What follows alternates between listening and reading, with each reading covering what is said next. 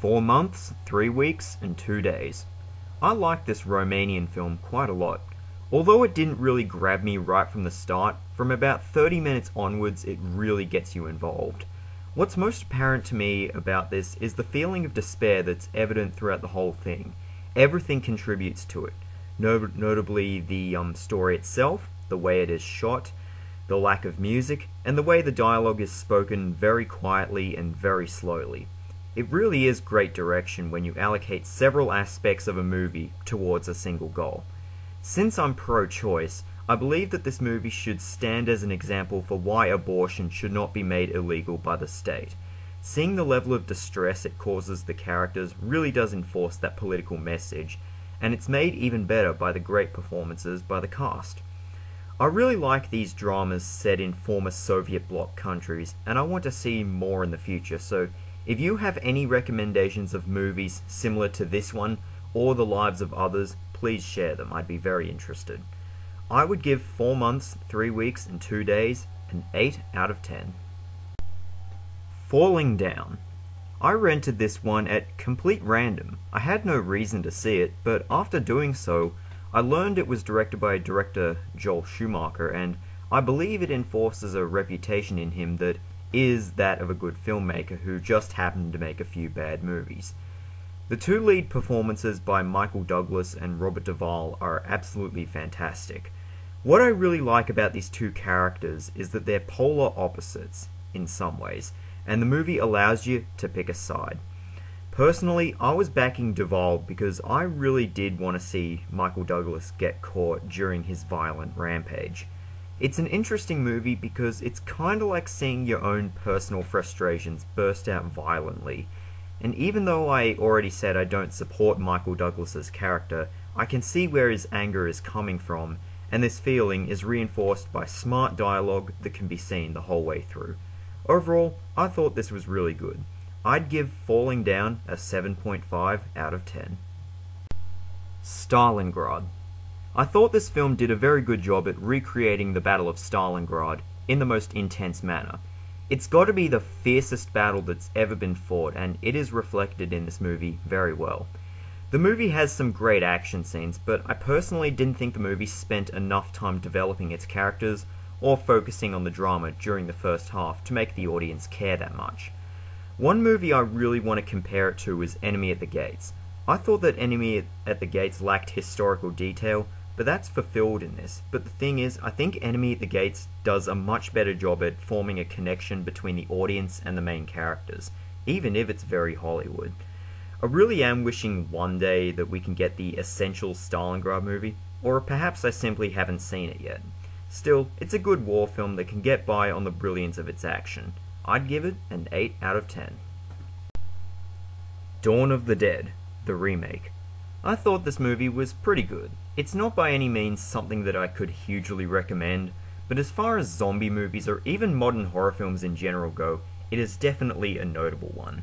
I really like how they made the zombies run. I thought it was a lot more terrifying than how they're often portrayed in other movies, including the classic version of this from 1978. There's not a whole lot to say about the characters, but the actors delivered fair performances, especially Ving Rhames. The gore was quite good, and I liked how imaginative some aspects of the film are, such as the zombie birth. That was pretty cool. Overall, the original is definitely a better movie, but this one's still good. I'd give the Dawn of the Dead remake a 7 out of 10. Beneath the Planet of the Apes. I've always been a huge fan of the original, but only recently have I decided to get around to watching the rest of the movies in this franchise. I thought this one had its areas of merit, but I think it's completely screwed up in others. What did I like about it? I liked the similarities it had with the original. Charlton Heston is great, although he needed more screen time, and I was also pleased with the return of Zero, Cornelius, and Dr. Zaius, and I liked the overall design put into this science fiction world. But the inclusion of telepathic humans was so ridiculous that it just hurt the mythology for me right there. I honestly don't know why they thought that was a good idea. It was just silly if you ask me, and really makes the difference in quality between this and the original very obvious. Still, overall, I would say that it is a good movie, it's just a bit too far-fetched for me to call it a great one. I would give Beneath the Planet of the Apes a 7.5 out of 10. Days of Thunder. I wish I had more to say about this one, but there isn't really that much to comment on. The film is far from perfect since it needed more character development, and the romance was pretty substandard, but despite any shortcoming, it never really failed me as being a nice little piece of entertainment. The racing scenes are very well directed, that's for sure. Tom Cruise and Robert Duvall are inevitably the two best actors in this movie, even though I thought Duvall was a bit over the top at times. But I thought Nicole Kidman and Randy Quaid also delivered very good performances. Days of Thunder is just a nice movie to watch, but nothing that you should expect a lot from. I would give it a 7 out of 10. Save the Tiger. After watching this, I can conclude that I think this movie is very underrated and deserves more exposure. Jack Lemmon plays Harry Stoner, the head of a failing business who suffers from several moral conflicts over the course of the film, including getting involved with prostitutes and considering committing arson for an insurance grant. On top of this, he has very invasive flashbacks to his experiences in the Second World War that cause him trouble in his daily life. These factors really allow the audience to get into the mind of the character, and it also provokes thought. Jack Lemmon is absolutely fantastic in his performance. He really does steal the show, and it really reinforces why he was such a great actor. This isn't a very story-driven movie. It's made up mostly of little scenarios, but the character and his experiences really keep you going. It's a very smart little film that I would recommend. I'll give Save the Tiger an 8 out of 10. Guess Who's Coming to Dinner. While the key theme of this movie is pretty outdated, it doesn't prevent it from being a really entertaining movie today.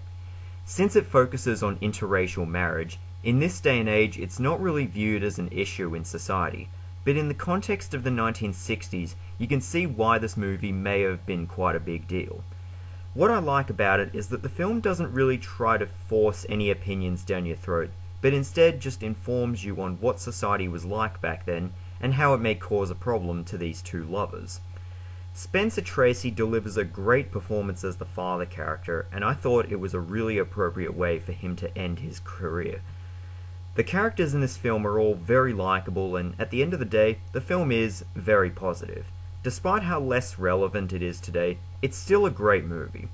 I'd give Guess Who's Coming to Dinner an 8.5 out of 10. Before Sunrise. I've been getting into the works of director Richard Linklater lately since I really loved Dazed and Confused, and I thought that this film was great too. The romance is overall very good, however every now and then I did think that it was a bit cheesy, but most of the time it's great. Ethan Hawke and Julie Delpy delivered two very strong performances, and they both have great chemistry together, which is good because they had to carry the whole movie by themselves. Another thing I really like about it is the atmosphere of Vienna that the film captures. It's just, wow, who wouldn't want to visit a city like that? What surprised me is that they made a sequel to this which is meant to be very good, so I'm really looking forward to watching that film sometime soon as well. Before Sunrise is among the best romance films that I've ever seen. I would give it an 8.5 out of 10. Harvey.